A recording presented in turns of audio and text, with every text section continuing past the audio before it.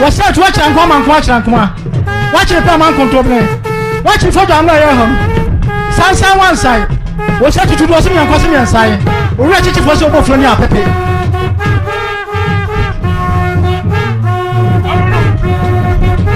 What's that? 2 years I from Pastor.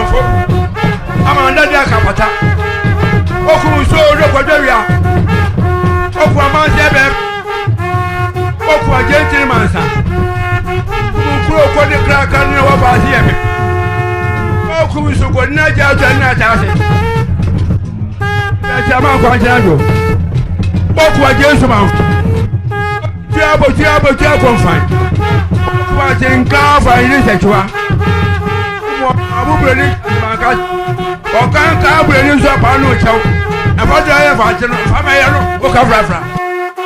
Ana seye be ma seye otufu jani be ma seye otu ananta na yibise bisalo orinti breko ti ebrunti akonu no batuti abuti akonfine otufu jani awatopia wongodo mo na me frɛ no yedu achi ani se me kuyo se ya ni sro no